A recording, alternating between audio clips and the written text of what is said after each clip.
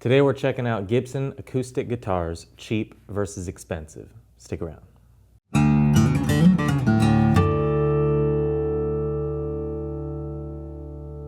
How's it going, you guys? My name is Cooper Greenberg here with Alamo Music Center in San Antonio, Texas. You can find us online at alamomusic.com.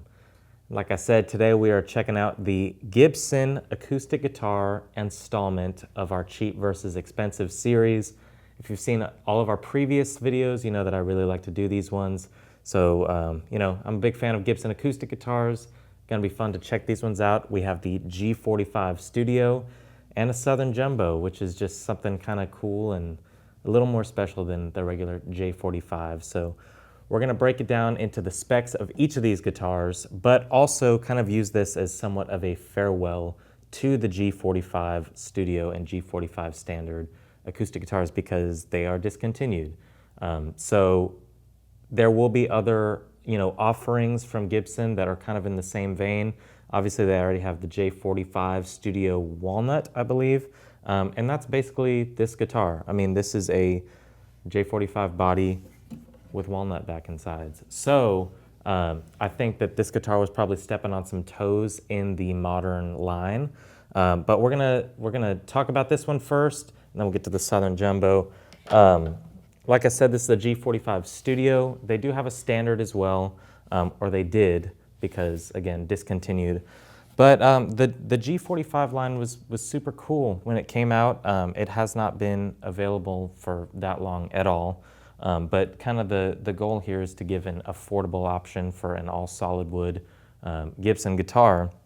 This is Sitka spruce top, walnut back and sides, like I said, which is a pretty interesting tone wood that has kind of been around for a long time, but also shown up more and more with kind of more affordable acoustic guitars. You might have seen that walnut is available on a lot of Taylor's lower end stuff, the 100 series, 114 now. It's going to be all walnut. I've got a walnut GS Mini myself, and it sounds good. I mean, it's woody tone because it's made of wood, but it's not quite as deep and warm as, say, a rosewood, not quite as mid-range focused as, say, mahogany, which we're going to be talking about in a second, but it sounds good. It's interesting because this is a very light guitar, so it feels kind of, open and resonant and vibrates a lot anyway because of its lightness. So it's a comfortable and good sounding wood for sure. This is, like I said, J-45 body, which is a round shoulder dreadnought, and it's very, very simple and satin finish. The neck on this on Gibson's website is interestingly defined as a mahogany-like wood. I think the name that they're giving it is utile, U-T-I-L-E, which I have not had the pleasure of knowing very intimately. I saw that you might know it as SIPO, which I have heard, as somewhat of a kind of light, soft mahogany, cousin. So it's very similar to mahogany. It has a walnut fretboard, which is pretty interesting because the standard version had a rich light fingerboard, but I kind of like the idea of walnut a little bit better personally. It's got some Grover tuners on it, mini Grover tuners, the close back kind of bean shape, and it's very, very simple. And like I said, it is the cheap version that we're talking about today. It is by no means a cheap guitar to the average person. When these were new and available, they were right at $1,000, $999, I believe. Interestingly enough, this is a consignment that we have in the shop. I think we might have one brand new G-45 Studio left. So if you're interested, you can find it on our website. But also, if you want something that is basically good as new, I'm pretty sure that this was brand new and then just brought in for consignment. Very lightly played. There's no wear really visible to my eye. So this is kind of nice because it's a very lightly used G-45. Thank you to the person that brought it in for consignment because I really like this guitar. I was interested in the standard version when it first came out because I was like, I'd like a Gibson acoustic. And I think the standard is just a few $100s more than this. It's got a gloss top. But I kind of dig the studio vibe. It's nice and light, and it's resonant. But without further ado, oh, one more thing. This does have a Fishman sonotone pickup in it. That is one of the big differences of many. Between these two guitars, they're both electric capable. They have electronics in them. This has a Fishman volume and tone knob on the inside, which the Fishman sounds great. But to move on to kind of our expensive offering, or more so expensive because it's not really a cheap guitar. This is the Southern Jumbo Original from Gibson's original line. And you might have seen some videos that my coworker Chris did, talking about the Southern Jumbo, talking about the LG2, kind of more, underrated or hidden gems of the Gibson acoustic line. Obviously, a lot of people know the Southern Jumbo, but a lot of people probably could mistake it for a J-45 because it's very, very similar. This is J-45 body, and it is just kind of aesthetically adorned a little bit different. And it's a little bit more expensive than J-45, hence cheap versus expensive. There are more expensive guitars in Gibson's line. SJ200, kind of, all over the place. They reach into the high 4,000s, a lot of different offerings. But since we're talking about slope shoulder dreadnought bodies, this is kind of one of the more expensive offerings that they do have. In the original line, they have the 50s, J-45. They have like a black one with white pickguard, very cool stuff. I'm partial to Southern Jumbo just because I kind of like the, for lack of a better word, Southern kind of aesthetic that this guitar has. It's got the vintage sunburst. It is a Sitka spruce top with solid mahogany back and sides, so it's going to sound a little different than the walnut on the G-45 Studio. I really like mahogany as a tone wood, very mid-range focused. I think a lot of people, and a lot of times on this channel, we talk about rosewood being great for a singer, songwriter. EQing fits a voice perfectly in there. However, mahogany, for myself, my main acoustic guitar is mahogany. It sounds great. It sounds very warm. It's great for lead tones, which I play a lot of lead on acoustic. So it's not like it's bad for a singer-songwriter. It's just a different flavor. This is a mahogany neck. It is a gloss painted black finish mahogany neck, but has a rosewood fretboard. One of the big aesthetic differences between the J-45, which I kind of alluded to, they have the 50s and I believe 60s J-45 in the original line, but kind of your standard J-45 will be in the modern collection of Gibson's acoustics, modern and original, self-explanatory kind of difference between those series. But big difference aesthetically is the split parallelogram inlays on the rosewood fretboard. Really cool look, kind of just looks a little fancier, a little cooler to me. This one has open back, open gear tuners, an aesthetic that I like versus the Grover, closed back tuners. So it's just a little fancier, a little prettier. This is probably the most adorned looking acoustic guitar that I would own. I really like simple stuff. I like classic look. And this one, it has those little differences. The rosette's a little different. Binding, split parallelogram, open gear tuners. It's all classy. It's nothing that is in your face, say Hummingbird pickguard or SJ200 pickguard. That's just not my style. It's beautiful. I don't dig it. This is kind of my sweet spot for looking good for me. And this has a LR Baggs VTC pickup in it, which Fishman's great. LR Baggs is just kind of the step up. It's a step up guitar from the G45, but price difference isn't as crazy as some of the other ones that we've done. We've done some inexpensive Martins versus expensive Martins that were, crazy thousands of dollars difference. Taylor, we went from like a $799 to a $10,000 guitar. These are kind of in the same ballpark of each other. I think the Southern Jumbo new would be $29.99. So you're looking at $1,000 versus $3,000. It is a big difference, but starting from something that's already not relatively inexpensive. They both sound really great, and they both have sort of their place. I think you'll be able to hear it in the demos. We're not going through the pickups. We're just doing warm condenser mic, acoustic, not plugged in, because that's, you'll just get the true acoustic tone. Listen up for the difference in mahogany versus walnut. And then, let's check out the demos, you guys here, and then I'll tell you what I think about these two guitars. Stick around.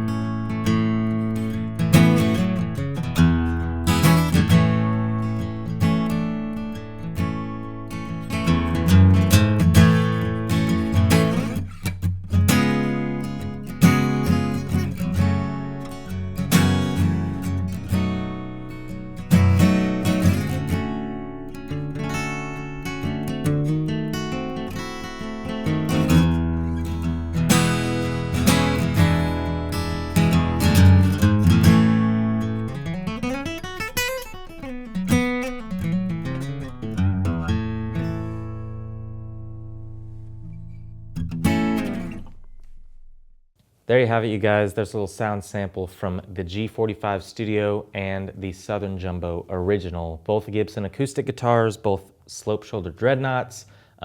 Really fun to play both of these. I think there's something to be said for a setup on an acoustic guitar, on any acoustic guitar, that will make it feel like it's reached its full potential. So I would probably say that the previous owner of this G-45 might have gotten a setup, whereas this Southern Jumbo, right out of the box, it feels good. Action's a little higher than I would prefer. I don't know if you could tell in the demos.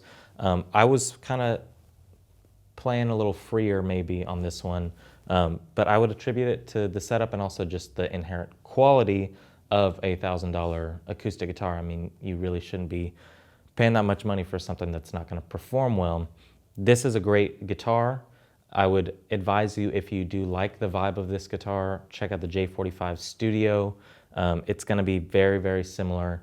And also, something that I'm kind of excited about, something I'm intrigued by, is the Epiphone Inspired by Gibson collection. And if you didn't see our video kind of introducing the first tasting that we got from that line, I'll link it above, but we did get to do a Hummingbird inspired by Gibson by Epiphone versus just the standard original Hummingbird from Gibson. And, you know, that was in and of itself kind of a cheap versus expensive type thing. Again, not super cheap guitar. I think those inspired by Gibsons are coming out around $700, but we both kind of really dug the Epiphone Hummingbird.